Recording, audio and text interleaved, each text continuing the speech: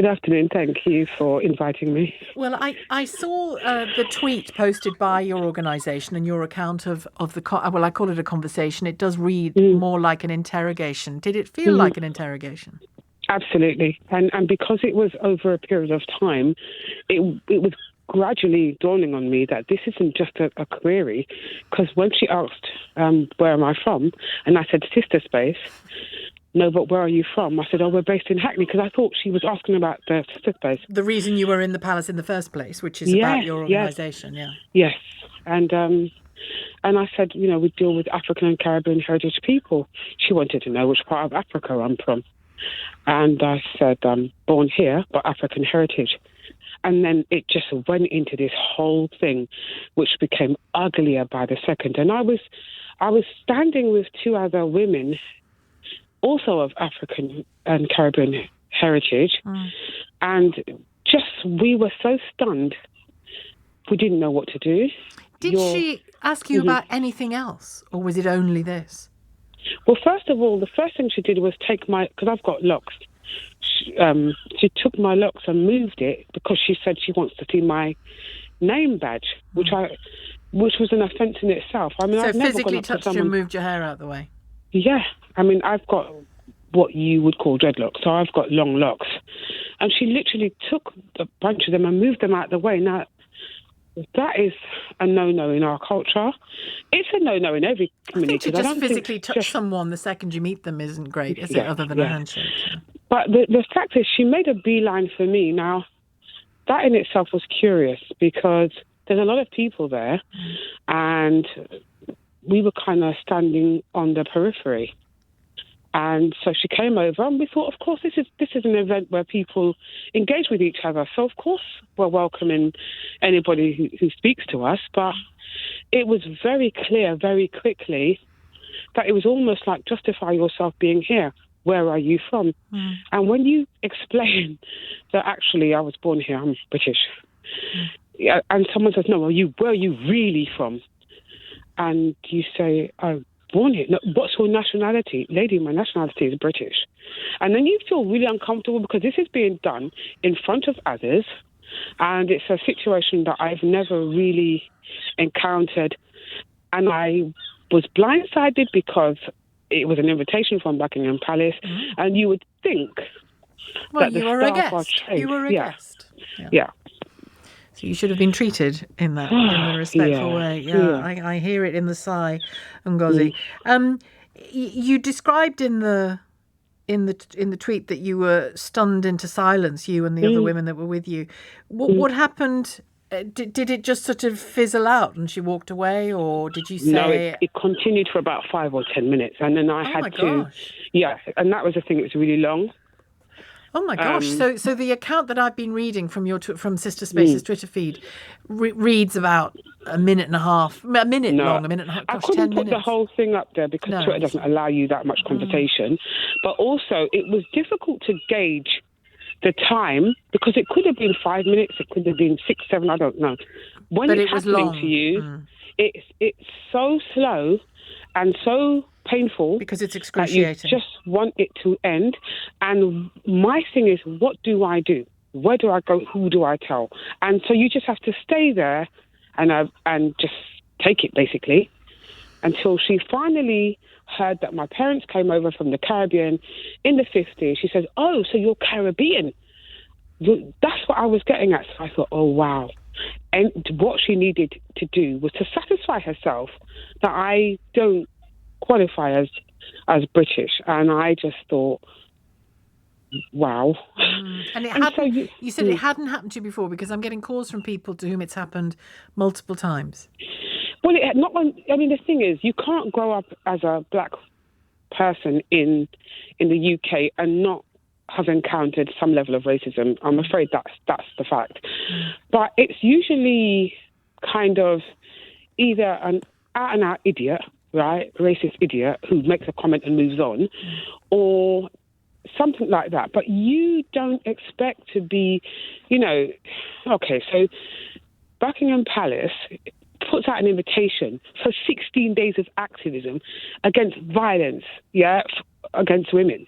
And so you don't expect, because even though it wasn't physical violence, well, it kind of was because she touched my hair, but that kind of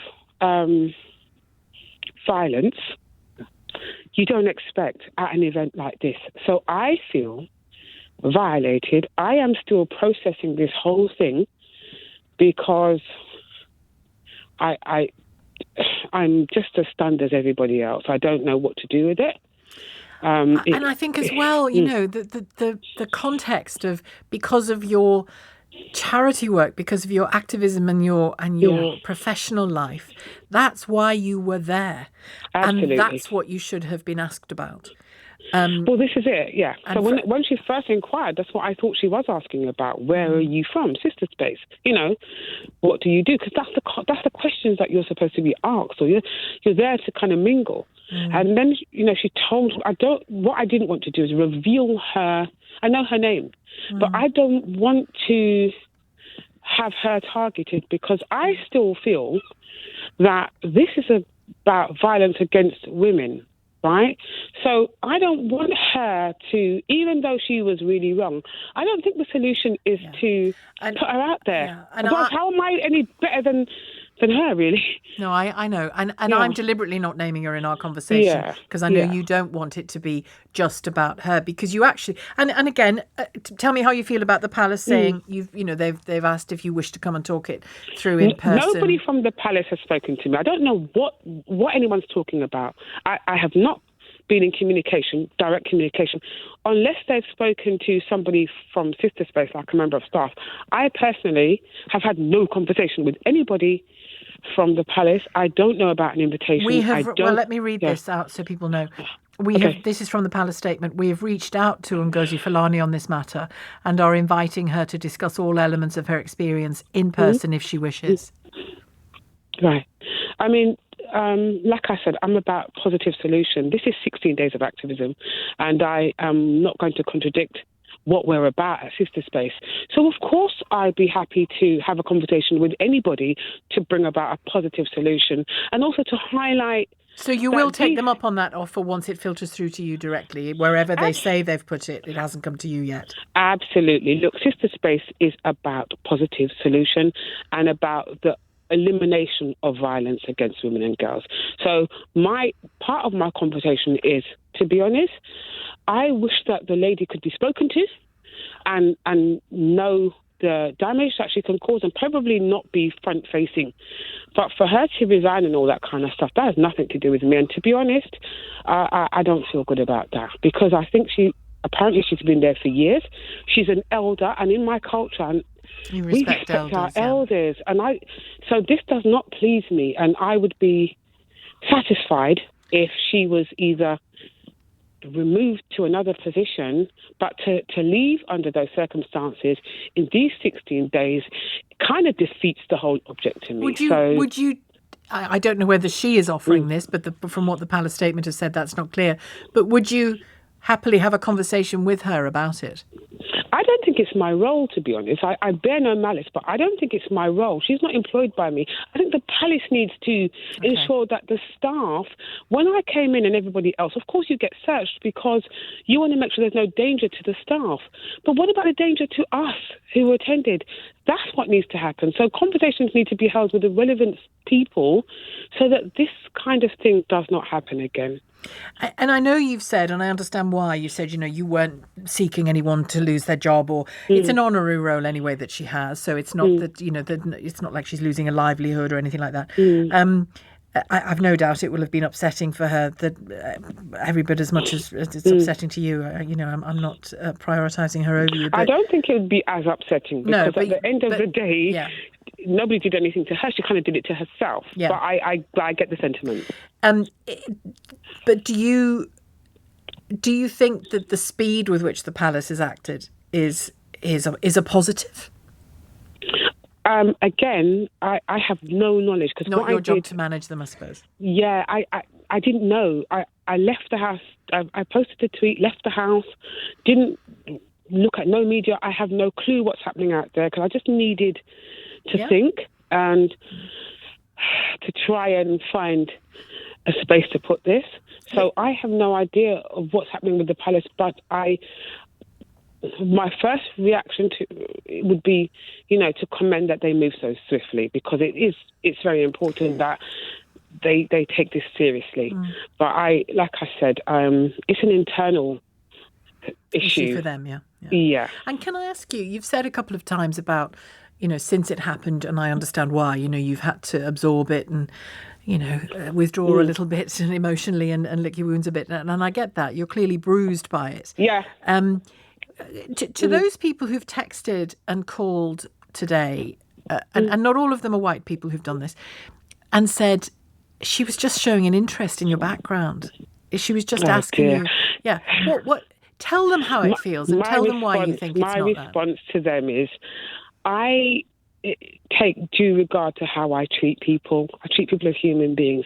And to ask somebody a question, to inquire, there's no problem with that. But that wasn't a question, that was an interrogation.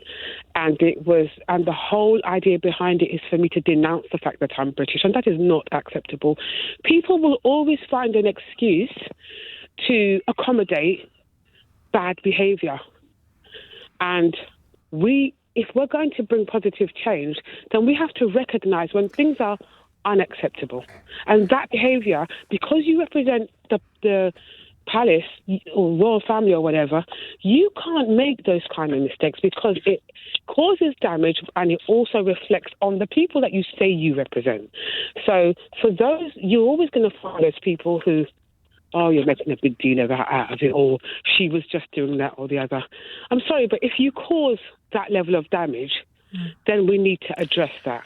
And if that's okay for people to speak to them like that, then, that's on them. But we have standards which we should not go beneath. I never disrespect people if I can help it. If I cause an offence, it will be by accident, and you want to put it right.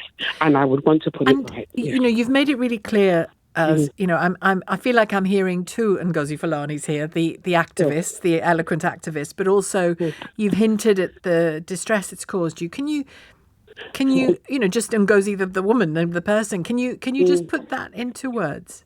Yeah, sure. I'm a mother and a grandmother. Yeah, I'm an auntie. I'm everything, right? So, I value elders. I value society. I value people, and I want to kind of create the kind of world that I would like to live in, and my children and my grandchildren to live in. And that means due regard, treating people with respect. When you see racism, it's an ugly name and people don't like it, but it is what it is. And until we can face it, we're not going to have a positive solution. So we need to look at what the issues are and deal with them. And racism is a very big issue, and we can tackle it together, but we must tackle it. Ngozi, thank you very much indeed, and I'm sorry for the distress that you've gone through in the course of that. Thank you for joining me today. Ngozi Fulani, CEO of Sister Space. Your calls and your texts and tweets in a moment. It's 3:19.